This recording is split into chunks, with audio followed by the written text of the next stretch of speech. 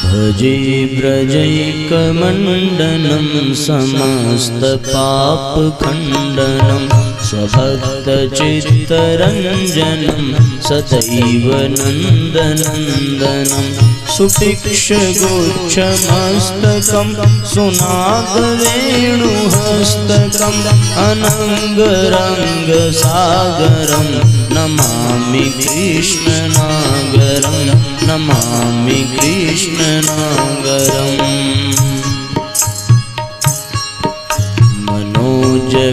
मनोजगर्वमोचनं विशाललोललोचनं विधूतगोपशोचनं नमामि पद्मलोचनं करारविन्दभूधरं स्मितावलोकसुन्दरं महेन्द्रमानदारणं नमामि कृष्णावरं नमामि कृष्णावरणम्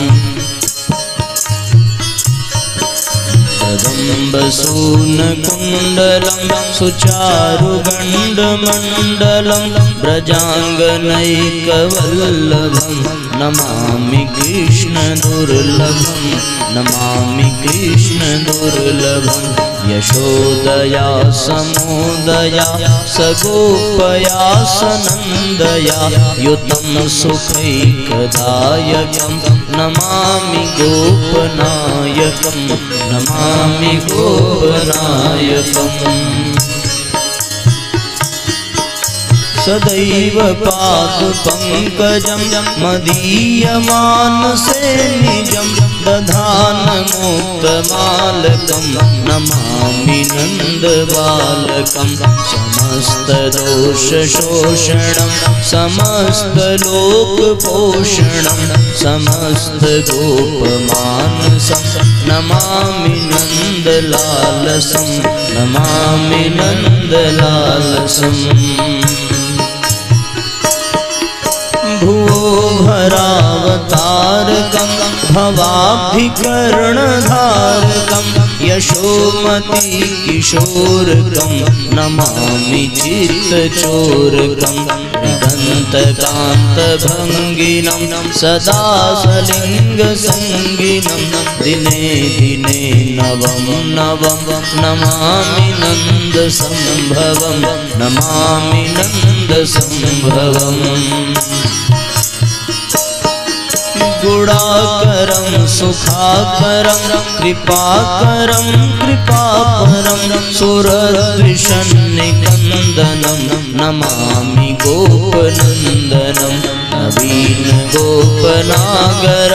नवीनकेलिनं पटं नमामि मेघसुन्दरं तडिप्रभालसत्पटं तडिप्रभालसत्पटम्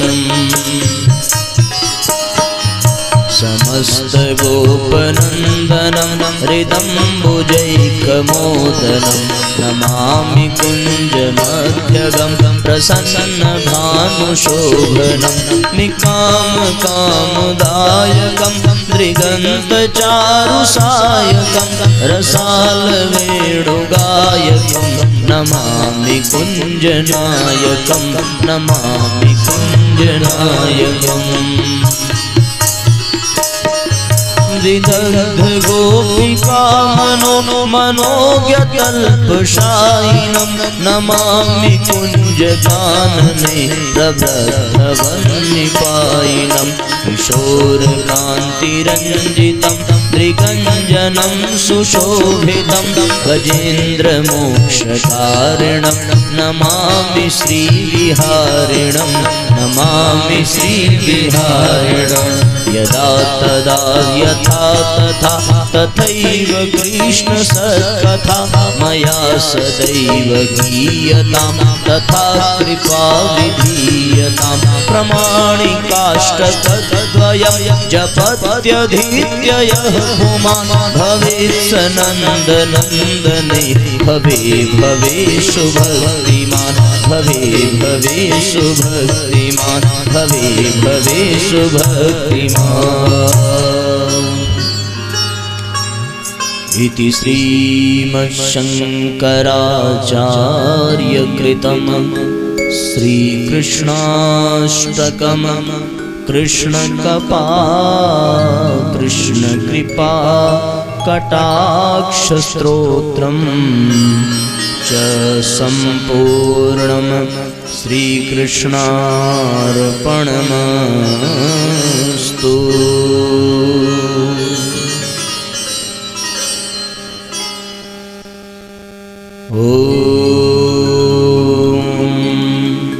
बोलिए बांके बिहारी लाल की जय। बोलिए भक्तवत्सल भगवान की जय। बोलिए बाल मुकुंद सरकार की जय। श्रीमद्भागवत महापुराण की जय।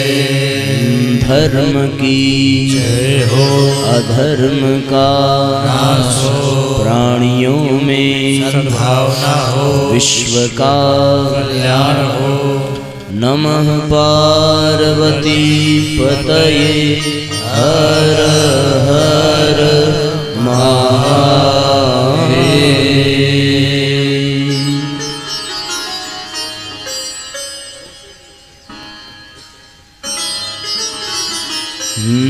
गोविंद गोविंद गाइए रे भजो, राधे गोपाल कृष्ण गाइए रे। गोविंद गोविंद गाइए रे।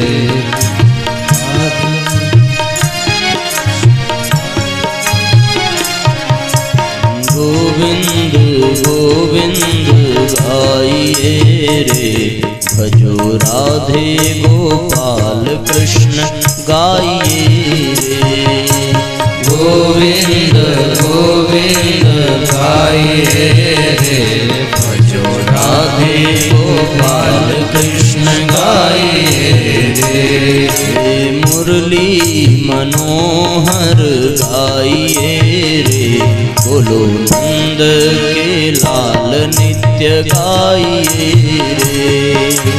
मुरली मनोहर गाइए रे, बोलो नंद के लाल नित्य गाइए रे।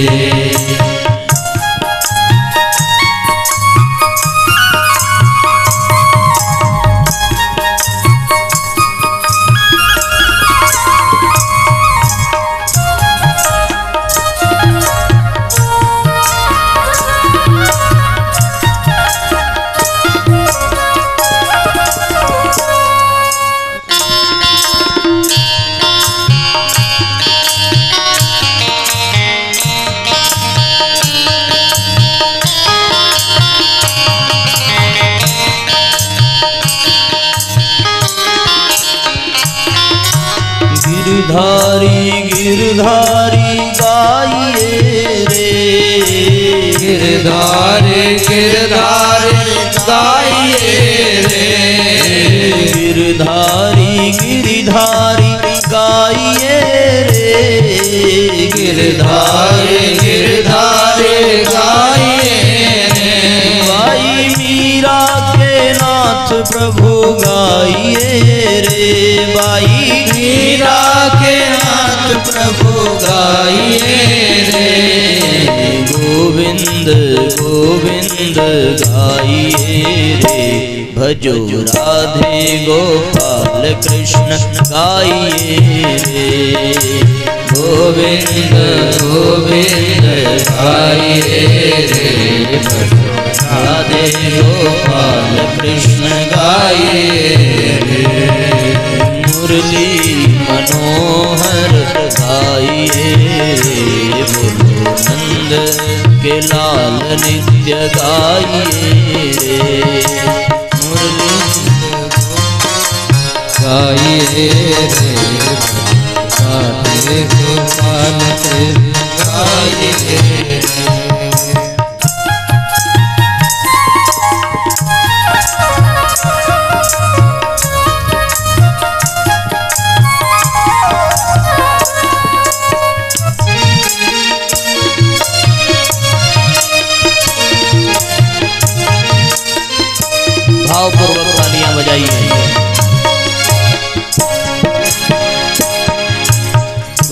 गोविंद गोविंद गाइए रे, गोविंद गोविंद गाइए रे, गोविंद गोविंद गाइए रे, गोविंद गोविंद गाइए रे, गोविंद गोविंद गाइए रे, गोविंद गोविंद गाइए रे, भजो राधे गोपाल कृष्ण गाइए रे, भजो राधे गोपाल कृष्ण गाइए रे, मुरली मनोहर गाइए रे, बोलो नंद लाल नित्य गाइए रे, मुरली मनोहर गाइए रे, नित्य गाइए रे, गोविंद गोविंद गाइए रे, भजो राधे गोपाल कृष्ण गाइए रे, मुरली मनोहर गाइए रे, भजो राधे गोपाल कृष्ण गाइए रे, गिरधारी गिरधारी गाइए रे, भाई मीरा के नाथ प्रभु गाइए रे, गिरधारी गिरधारी गाइए रे,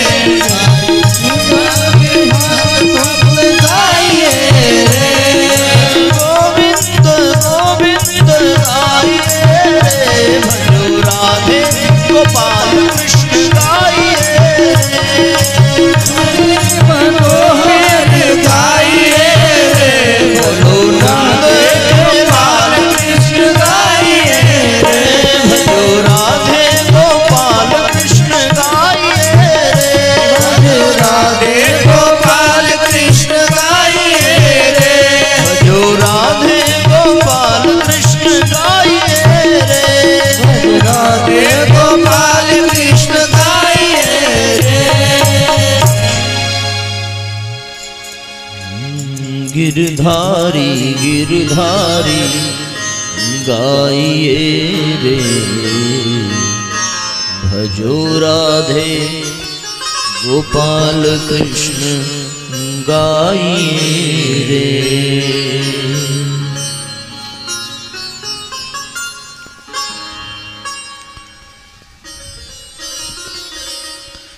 परम कारुणिक अकारण कल्याण करने वाले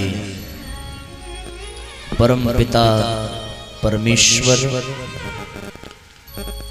जिन्होंने सृष्टि की संरचना करी, सृष्टि का संचालन किया और समय समय पर कर्म फल सिद्धांत के अनुसार इस संसार को अनर्गल करने पर उचित दंड एवं कुछ श्रेष्ठ करने पर प्रोत्साहित करने वाले, सबके हृदय में आनंद का संचार करने वाले परम भक्त वत्सल भगवान श्री कृष्ण, जिनकी कथा 6 दिन पर्यंत से हम सभी भावपूर्वक सुन रहे हैं, और आज इस 7 दिवसीय श्रीमद् भागवत महापुराण ज्ञान यज्ञ के 6वें सत्र में एकत्रित होकर वर्तमान में तथा विज्ञान के माध्यम से भविष्य में भी आज के इस परम पुनीत पावन आध्यात्मिक संदेश का श्रवण लाभ पाने वाले सभी श्रोत्रवृंद व्यासपीठ के समक्ष विराजमान शक्ति स्वरूपा माताओं बहनों, देवतुल्य आत्मीय बंधुओं, आप सबके हृदय में विराजमान उन्हीं परमात्मा को सदैव दंडवत करते हुए साथ साथ परम पूज्य गुरुदेव परम वंदनीय माता जी के सूक्ष्म उपस्थिति को धारण कर आइए आज के इस सत्र का श्री गणेश करते हैं। आप सबका आज के सत्र में बहुत बहुत स्वागत, बहुत बहुत अभिवादन, अभिनंदन है। किसी विचारक ने बताया है कि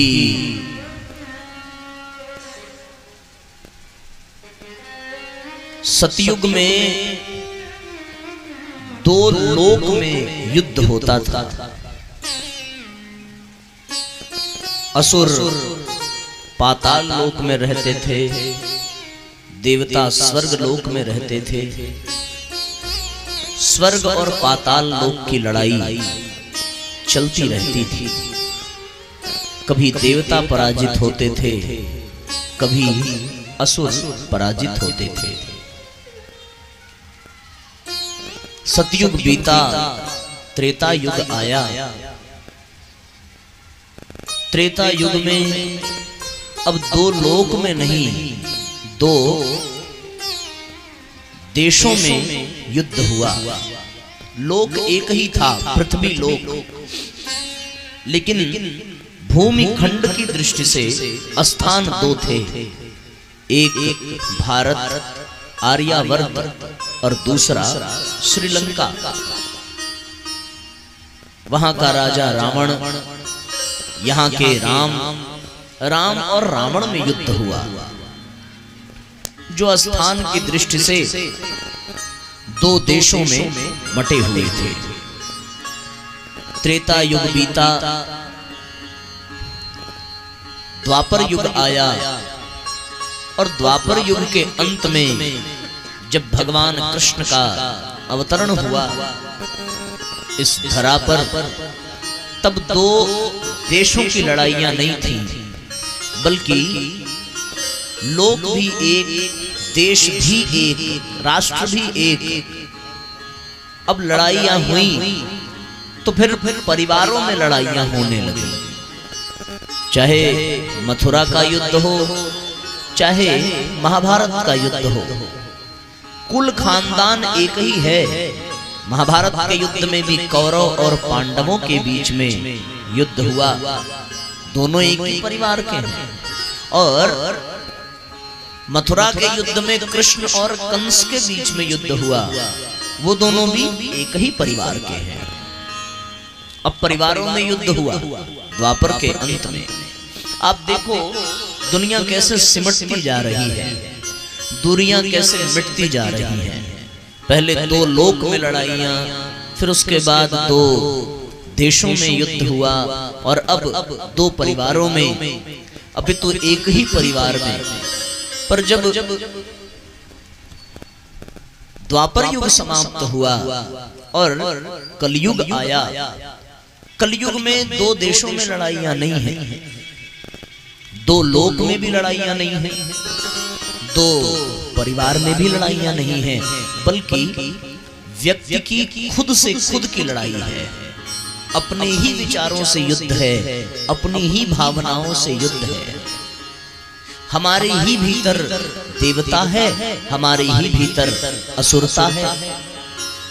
कभी हम श्रेष्ठता की ओर बढ़ते हैं तो देवता विजयी हो जाता है, और कभी बुराइयों की ओर बढ़ते हैं तो असुर विजयी हो जाता है।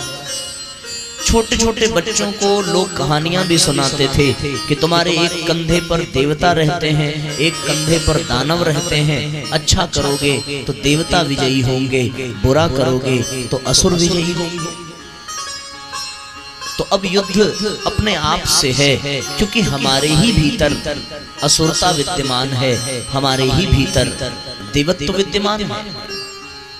श्रेष्ठता की ओर बढ़ें, उत्कृष्टता की ओर बढ़ें, दिव्यता की ओर बढ़ें, पवित्रता की ओर बढ़ें, परिष्कार की ओर बढ़ें, तो हमारे भीतर का देवता जागता है, देवता विजयी होता है।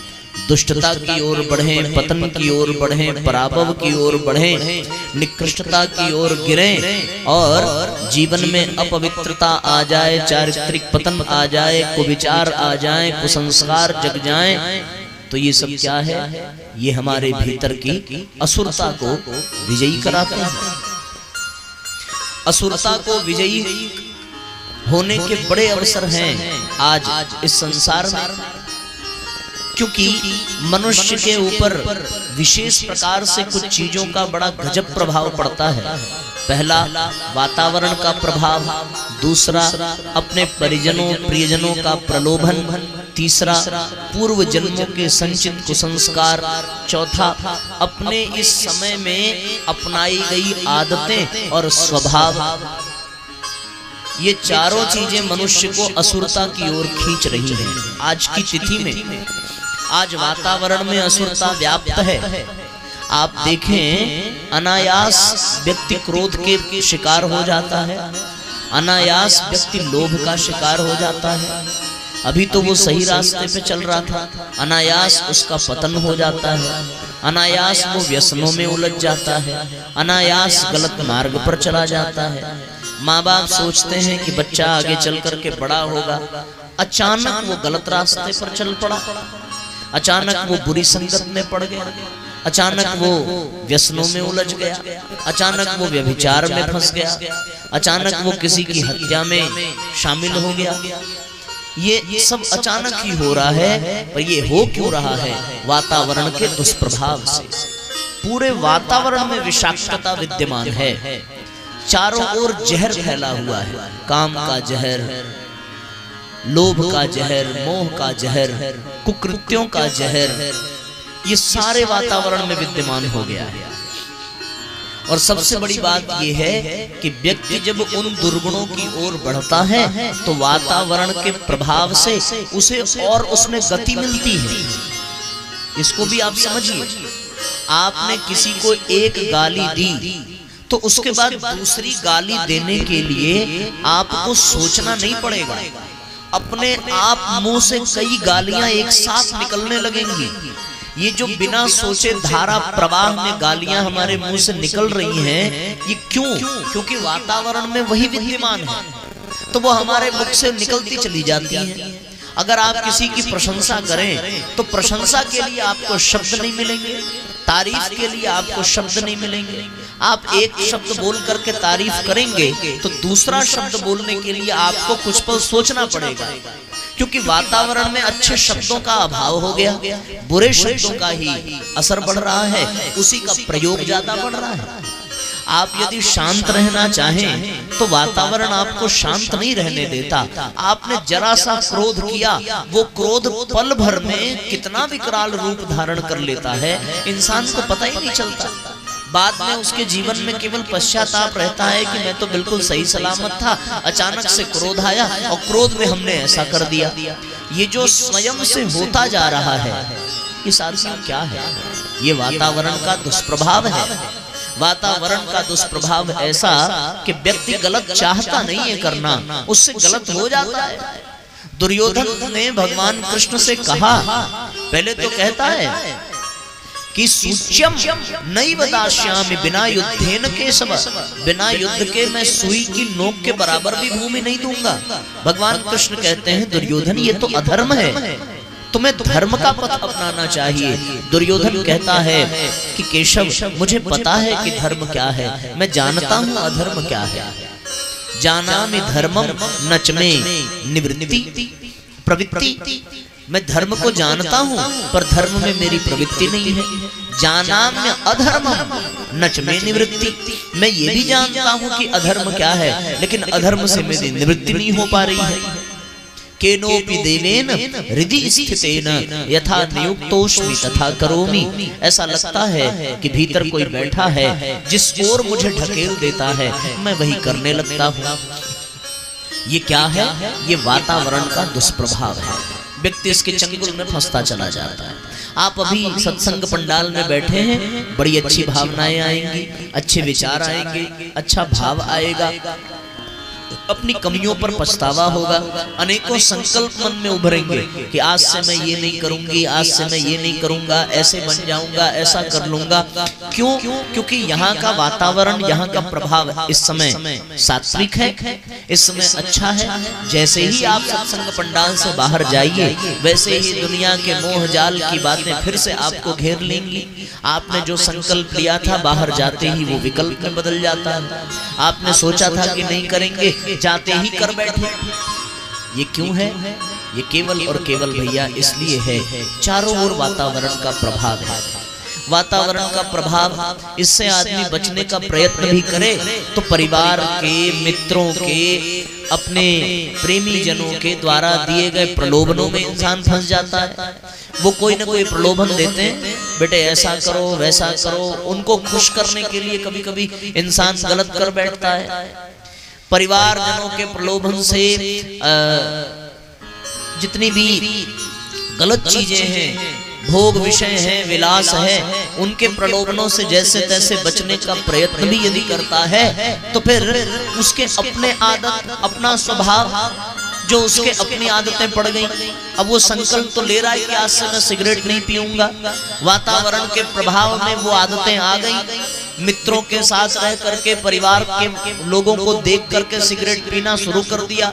अब वो आदत बन गई, अब वो स्वभाव बन गया। अब कथा में सुना, संकल्प लिया कि हम नहीं पिएंगे, घर गया मित्रों से भी कह दिया हम नहीं पिएंगे, उनसे दूरियां बनानी, पर अपनी आदत, अपनी स्वभाव, उसका क्या करे बेचारा। जब पीने की तलब लगेगी तो विवश हो जाएगा। कितना भी संकल्प कर ले पर अपनी आदत, अपनी स्वभाव व्यक्ति को गिरा देती है, उस समय भी परेशान होता है। और यदि अपनी आदत, अपने स्वभाव पर भी वो संघर्ष करना प्रारंभ करे और कुछ हद तक विजय हो जाए तो उसके पूर्व जन्मों के जो संचित संस्कार हैं, पूर्व जन्मों के जो कुकर्म हैं, वो सामने आकर के खड़े हो जाते हैं और इस बात को चीख चीख करके कहते हैं कि तुमने पिछले जन्म में जो अपराध किया है उसके परिणाम स्वरूप तुझे चैन से मैं बैठने नहीं दूंगा। वो कर्म के फल, वो प्रारब्ध, वो कुसंस्कार उसके भाग्य को तोड़ मरोड़ करके निरस्त कर देते हैं। इंसान इससे निकले तो कैसे निकले, करे तो क्या करे, कहां जाए, किसका सहारा ले, कोई रास्ता सूझता नहीं है। हर व्यक्ति सुधरना चाहता है, हर व्यक्ति बदलना चाहता है, हर व्यक्ति के जीवन में संकल्प उभरता है, हर व्यक्ति चाहता है कि मैं श्रेष्ठ इंसान बनूं। सबको पता भी है कि क्या गलत है क्या सही है। शराब पीने वाला जानता है कि शराब पीने के बाद मेरी स्थिति क्या होगी। सिगरेट पीने वाला भली भांति जानता है कि मेरी स्थिति क्या होगी। क्रोध करने वाला अच्छे से जानता है कि मेरी स्थिति क्रोध के बाद क्या होगी। भ्रष्टाचारी को पता है कि उसका अंतिम परिणाम क्या होगा। सब जानते हैं कि क्या गलत है क्या सही है, किसी को बताने की आवश्यकता नहीं। सबको पता है कि झूठ बोलना गलत है, सब जानते हैं चोरी नहीं करनी चाहिए, सब जानते हैं कि दिखावा नहीं करना चाहिए। तमाम बातें सबको पता हैं। इसके बावजूद भी व्यक्ति क्यों बार बार उसमें घिरता चला जा रहा है, क्यों बार बार उससे बच नहीं पाता, क्यों ये परेशानियां आ रही हैं? चिंता की बात है कि नहीं है? परेशानी की बात है कि नहीं है? हम अपने बच्चों को लाख समझा रहे हैं, लाख चाहते हैं कि वो बुराइयों से बचे रहें, पर हम बचा नहीं पाते। क्या कारण है कि बच्चे बिगड़ते जा रहे हैं? इतना समझाने के बाद भी माँ बाप कहते हैं अच्छे स्कूल में पढ़ाया, अच्छे विद्यालय में शिक्षा दी, अच्छे माहौल दिए, पढ़ाई लिखाई में कोई कमी नहीं रखी, फिर भी वो बिगड़ता जा रहा है। बचपन में बहुत बढ़िया था, जैसे जैसे बड़ा हुआ वैसे वैसे बिगड़ता गया। आपने बहुत कोशिश की रोकने की पर उसे बचा नहीं पाए। कारण क्या, समझ में नहीं आता क्यों ऐसा हो रहा है, क्यों ये दिक्कतें आ रही हैं।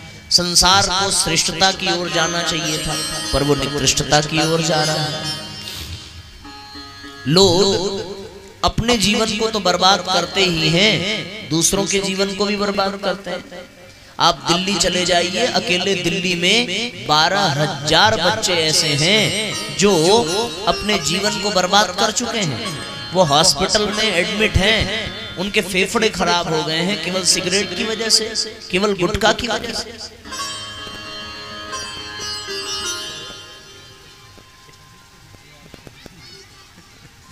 ये स्थिति है साथी, ये समस्या है कि लोग बिगड़ते चले जा रहे हैं। इसलिए भैया ये विचारणीय प्रश्न है कि हम क्या करें, कैसे अपने आने वाली पीढ़ी को बचाएं।